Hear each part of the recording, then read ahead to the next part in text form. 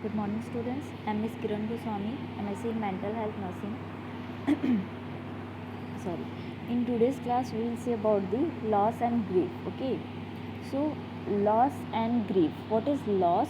Loss is a means absence of any love object, any person or anything. Okay. That absent or that not being conditioned. ठीक है, किसी person का death हो जाना, किसी person का ना होना, दूर रहना, ये सब क्या कहलाता है? लॉस. ठीक है. And grief that is reaction of that particular loss. ठीक है. अगर कोई पर्सन हमसे दूर हो जाता है या किसी पर्सन का डेथ हो जाता है तो उसके कारण जो रिएक्शन आता है, ठीक है, that is what? Grief. So the reaction of subjective reaction, ठीक है, मतलब जो रिएक्शन होता है पर्सन का अगर वो सब्जेक्टिव है that is grief. And the reaction is if objective, then it is called as bereavement. Okay, so difference is that between grief and bereavement is grief is subjective but bereavement is the objective, that only we can object the person's situation, that is bereavement. And if the person is reacting, if the person is being subjective, that is grief. Okay, so grief is not illness and needs to be fixed. It is a normal reaction to loss and it must be experienced rather than suppressed so that healing can occur. ठीक है, means grief क्या होता है? It is not a illness. ठीक है, grief क्या होता है? कोई इलनेस नहीं होता. It is just a reaction to loss. ठीक है, जो भी हमारा रिएक्शन हुआ रहता है उसका जो रिएक्शन रहता है वो क्या कहलाता है? Grief. And that must be express. ठीक है, कभी भी ग्रीफ जो रहता है वो सप्रेस नहीं होना चाहिए. ठीक है, उसको रिप्रेस करके नहीं रखना है. हमेशा फीलिंग्स या तो फिर जब हमेशा ग्रीफ रिएक्शन को क्या करके रखना है? एक्सप्रेस करना है, जिससे क्या हो सकता है? Healing can occurs. मीन्स हम उस सिचुएशन से क्या हो सकते हैं? मूव कर सकते हैं. ओके, मूव आउट कर सकते हैं. So grief is a multifaceted response to loss. Although conventionally focused on the emotional response to loss, it also has physical, cognitive, behavioral, social and philosophical dimensions. ठीक है, grief की वजह से हम हमारा जो फिज़िकल, कॉग्निटिव, बिहेवियरल, ये सारे जो एरिया है वो क्या हो सकते हैं? अफेक्ट हो सकते हैं. हम इन सब चीज़ों में क्या कर सकते हैं? अल्ट्रेशन हो सकते हैं इन सारी चीज़ों में. ठीक. So grief is the painful psychological and physiological response to loss. ठीक है, लॉस क्या हो सकता है? मे बी साइकोलॉजिकल भी हो सकता है, ग्रीफ एंड फिजियोलॉजिकल भी हो सकता है. Okay, common to human experience is the death of the loved one, be they friends, family और अदर. ठीक है, जो भी हमारा लव ऑब्जेक्ट है अगर उनका डेथ हो जाता है, लाइक वो फ्रेंड, फैमिली या कोई अदर होंगे, ठीक है, जिनकी वजह से हमारा क्या हो सकता है? ग्रीफ रिएक्शन आ सकता है. अदर इट में भी psychological or it may be physical. So grief occurs when there is a significant loss, including loss of self-esteem, dignity or sense of worth. Then next is bereavement. As I told, it is a objective. ठीक है, bereavement can be defined as an objective state of loss or a change of status resulting from the loss. ठीक है, loss की वजह से क्या हो सकता है? ग्रीफ रिएक्शन भी हो सकता है और बेरेवमेंट भी हो सकता है. But bereavement is what? Subjective reaction to the loss. Then bereavement then refers only in the basic fact of loss, while grief reactions show individual response feeling regarding the loss. Okay, so next is what? Manifestations of the grief. Grief जैसे कि मैं बताई थी, इसके बहुत सारे क्या हो सकते हैं? डायमेंशन हो सकते हैं. ग्रीफ हमको अफेक्ट कर सकता है, हमारे मूड को अफेक्ट कर सकता है, कॉग्निटिव जो प्रोसेस है उसको अफेक्ट कर सकता है, फिजिकली अफेक्ट कर सकता है, साइकोलॉजिकली अफेक्ट कर सकता है, सोशली अफेक्ट कर सकता है और हमारे बिहेवियर तक को भी ये क्या कर सकता है? अफेक्ट कर सकता है. तो यहाँ पे बहुत सारे पॉइंट्स दिए गए हैं, जैसे कि अफेक्टिव ग्रीफ क्या हो सकता है? मैनिफेस्टर से मतलब कि हमको साइन एंड सिम्टम क्या दिख सकता है अफेक्टिवली. मीन्स हमारा मूड में क्या क्या चेंजेस हो सकते हैं ग्रीफ की वजह से या लॉस की वजह से. First is sadness, then anger, guilt, self approach, anxiety, loneliness, fatigue, helplessness, shock, yearning, मतलब सैडनेस ही होता है, relief and numbness. That all are the affective response of particular grief. Okay, the next is cognitive. क्या क्या हो सकते हैं grief reactions? disbelief means हम लोग किसी भी person को believe नहीं करते हैं, persecution like that. Okay, confusion is there, और cognitive system of process is altered ना, so the person will be always confused. Then sense of presence, then hallucinations are there, perception disturbance is also there in the person and preoccupation is there, means हमेशा हमारे mind में कुछ चीज़ें क्या रहती है, पहले से ही रहती है, ठीक है, जो कि अल्टर नहीं हो पाती. The next is physical, hollowness in the stomach, that means stomach में क्या होता है, हमेशा जलन जैसा फील होता है, ठीक है, और हमेशा मतलब कभी कभी ऐसा होता है कि डायरिया तक हो जाता है, ठीक है, मीन्स हमारा बॉल सिस्टम क्या हो जाता है, अल्टर हो जाता है. The next is tightness in chest, then tightness in throat, over sensitivity to noise. Then next is a sense of deep personalisation, the person will having the detach, मतलब person को feel होता है कि वो अपने इन्वायरमेंट, अपने surrounding से क्या हो रहा है, डिटैच हो रहा है. Okay. The next is nothing seems real including me, like persecution. Okay, means कुछ चीज़ें रियल नहीं लगती हैं, कुछ चीज़ें सही नहीं लगती हैं अपने आप को छोड़कर, ठीक है. Then breathlessness, shortness of breath is there, weakness in muscles is there, lack of energy, dry mouth. So these all are physical symptoms that the person will suffer if having the grief reaction. Okay. The next is behavioral symptoms are there, like sleep disturbance is there, appetite disturbance, absence minded behavior. ठीक है, हमेशा person क्या रहेगा, खुद में ही रहता है, उसका माइंड क्या रहता है, पूरा absent, टोटल जो सराउंडिंग्स रहते हैं उससे क्या रहते हैं, अवेयर नहीं रहते हैं, ठीक है. The next is social withdrawal, means दूसरों से वो कम्युनिकेट नहीं करेगा, सोसाइटी से या जो ग्रुप रहता है उससे क्या रहता है, डिटैच रहता है हमेशा. Dreams of deceased. ओके, हमेशा क्या रहता है, खुद में रहता है, अकेले रहता है, डिसीज्ड फील करता है. Then avoiding reminders of disease, then searching and calling out, हमेशा कुछ ना कुछ ढूंढते रहते हैं, ऐसा बिहेव करते हैं. Singing, then restless over activity, visiting places or carrying objects that remind survivor of disease. The next is freezing object that belong to the disease. Okay, means कुछ चीज़ें जो उसको अफेक्ट की होंगी, कुछ चीज़ें जो लॉस ऑब्जेक्ट रहता है, हमेशा उसको क्या करते रहते हैं, ढूंढते रहते हैं, जो कि वापस नहीं आ सकता है, ठीक है. जो भी ऑब्जेक्ट या जो भी चीज़ें उसको लॉस हुई हैं उन्हीं को क्या करते रहते हैं, सर्च करते रहते हैं. Okay, so these all are the affective, cognitive, physical and behavioral effect or reaction to the grief. Okay, in the next class we will see about the theories of grieving. Okay, first theory we will see Lindemann theory. So theories of grieving process is there. Okay, theories of grieving process, that means here many theories are there. First is what, Lindemann theory. Second is Elizabeth Kubler theory. Then next is the Bowlby theory and William Warden theory is there. Okay, so these theories are very very important for you, and that comes under your exams also. Okay, so we have to concentrate in these theories or grieving process theory. Okay, so first theory is there, Lindemann theory. In that, according to Lindemann, grief is manifested by predictable psychological and somatic symptoms. Lindemann has described grief, acute mourning and dysfunctional grief. Okay, Lindemann क्या बोलते हैं कि जो grief reaction रहता है वो कैसा हो सकता है, साइकोलॉजिकल भी हो सकता है और सोमैटिक भी हो सकता है. दैट मीन्स साइकोलॉजिकली भी पर्सन रिएक्ट कर सकता है और फिजिकली भी क्या कर सकता है, रिएक्ट कर सकता है, ठीक है.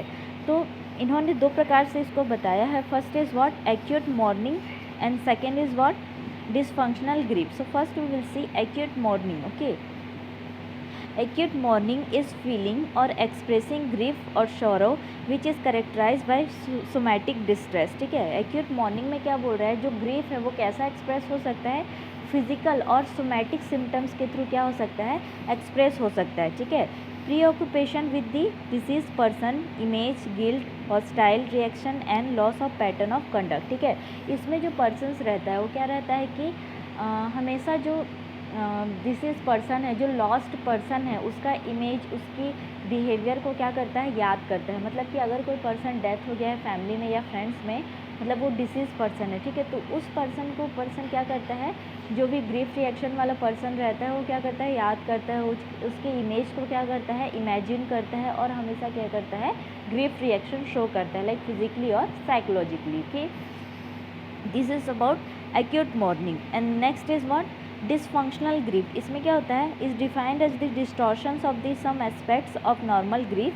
The duration and development of dysfunctional grief largely depends upon the success which the mourning works through the grief. ठीक है, अगर मॉर्निंग स्टेज है, एक्यूट ग्रीफ अगर कंटिन्यू रहता है, ठीक है, अगर पर्सन बार बार उस पर्सन के बारे में, जो लॉस्ट पर्सन है उनके बारे में सोचते रहता है, ठीक है, बार बार इमेजिनेशन करते रहता है, लॉस्ट उनका बिहेवियर अगर चेंज नहीं होता है तो उसमें वो किस में कन्वर्ट हो जाते हैं, डिसफंक्शनल ग्रीफ में क्या हो जाते हैं, कन्वर्ट हो जाते हैं. एक्यूट मॉर्निंग किस में कन्वर्ट हो जाता है, डिसफंक्शनल ग्रीफ में. Okay, so this theory is according to Lindemann theory.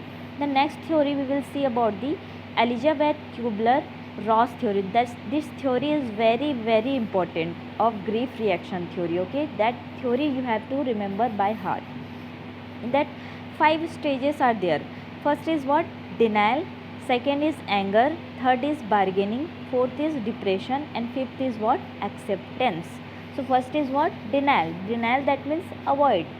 और वी हैव मीन्स अगर कोई सिचुएशन हमारे पास आता है, जैसे कि हमको पता चलता है कि कोई पर्सन है, ठीक है, हमारे फैमिली मेम्बर्स में उनका क्या होने वाला है, 1-2 घंटे में लास्ट स्टेज आ गया है और उनका डेथ होने वाला है. अगर सडनली हमको डॉक्टर आके ये बताता है तो फर्स्ट रिएक्शन हमारा क्या होगा, डिनाइल. ओके, हम उस सिचुएशन को अवॉइड करेंगे और हम उस डॉक्टर को क्या बोलेंगे, नहीं ये कभी नहीं हो सकता है, ठीक है, मेरी जो सपोज़ ब्रदर हैं, ठीक है, मेरे जो ब्रदर है वो कभी नहीं मर सकते, ऐसा हम लोग बोलेंगे. ठीक है, तो डिनाइल में क्या हो सकता है, I feel fine, this can't be happening, not to me. ठीक है, दिस कांट बी हैपनिंग, ऐसा नहीं हो सकता. अगर हमको पता चलता है कि कोई जो फैमिली मेम्बर से वो डेथ होने वाला है तो हम लोग क्या सोचेंगे, नहीं ऐसा नहीं हो सकता. ठीक है, नॉट टू मी, मेरे साथ तो ऐसा हो ही नहीं सकता. और क्या सोचेंगे हम लोग, denial is usually only a temporary defence for the individual. Means denial एक प्रकार का क्या है, डिफेंस मैकेनिज़्म है. ठीक है, जिसके कारण जो पर्सन स्ट्रेस या ग्रीफ में है उससे वो क्या हो सकते हैं, कुछ टाइम के लिए बच सकते हैं. इसलिए जो डिफेंस मैकेनिज़्म यूज़ किया जाता है पर्सन से वो क्या है, डिनाइल. मतलब ग्रीफ से बचने के लिए या लॉस से बचने के लिए हम लोग कौन सा डिफेंस मैकेनिज़्म यूज़ करते हैं, डिनाइल. ओके, इसमें हम लोग सिचुएशन को क्या करते हैं, पर्टिकुलरली अवॉइड करते हैं. Then this feeling is generally replaced with heightened awareness of situation and individual that will be left behind after death. ठीक है, मीन्स जैसे कि हम बताई थी, किसी पर्सन के डेथ होने के बाद ही ये सिचुएशन क्या होता है, मेनली होता है. The next is anger. अब डिनाइल हो गया, उसके बाद हम लोग क्या फील करते हैं, anger. Why me, it's not fair. ठीक है, अब हमको पता चल गया कि लॉस है, किसी पर्सन का डेथ हो गया है, तो हम लोग क्या शो करते हैं, एंगर. और ख़ुद के लिए ये बोलते हैं कि ऐसा क्यों हुआ, मेरे साथ ही ऐसा क्यों हुआ, ये ऐसा नहीं होना था. ठीक है, it's not fair to me, ऐसा हम लोग सोचने लगते हैं. ठीक है, how can this happen to me, who is to be blame, मैं किसको ब्लेम करूँ, खुद को करूँ या दूसरे को करूँ.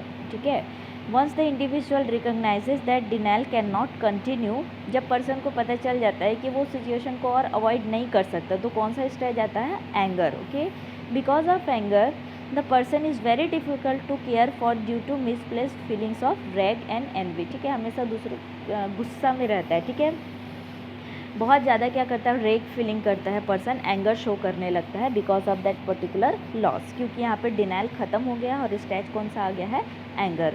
The next is what, bargaining. Bargaining that means negotiation. Negotiation that means जैसे कि हम लोग मार्केट जाते हैं, ठीक है, सब्जी वाले से क्या करते हैं, नेगोशिएट करते हैं. ठीक है, अगर वो सपोज बोलता है किसी भी सब्जी का प्राइस 15 रुपीज़ है, तो हम लोग क्या करते हैं, नहीं भैया 10 में लगाइए, नहीं भैया थोड़ा कम करिए. That is what, bargaining. ठीक है, हम लोग किसी चीज़ को लेने के लिए क्या करते हैं, बार्गेनिंग करते हैं, मोल भाव करते हैं. ओके, वैसा ही क्या है bargaining. Just let me live to see my children gratitude. ठीक है, हम लोग क्या करते हैं, भगवान से बार्गेन करने लगते हैं. ठीक है, मीन्स एंगर हो गया, उसके बाद हम लोग सोचते हैं कि बार्गेनिंग किससे करने लगते हैं, गॉड से करते हैं. क्या करते हैं, गॉड से बार्गेनिंग कि just let me live to see my children gratitude. ठीक है, नहीं अगर ये पर्टिकुलर पर्सन मर गया, ठीक है, अगर मैं मर गई, ठीक है, तो मेरे चिल्ड्रन को कौन देखेगा, कैसे करूँगी मैं, मुझे अभी नहीं मरना है भगवान, ऐसा हम लोग क्या करते हैं, सोचने लगते हैं, भगवान से बात करने लगते हैं, ठीक है। I will do anything for few more years, ठीक है, मैं कुछ और अपने फैमिली मेम्बर्स के लिए करना चाहती हूँ, मुझे कुछ और दिन जीना था, मैं अभी तक कुछ नहीं कर पाई हूँ, ऐसा हम लोग बार्गेन करते हैं, ठीक।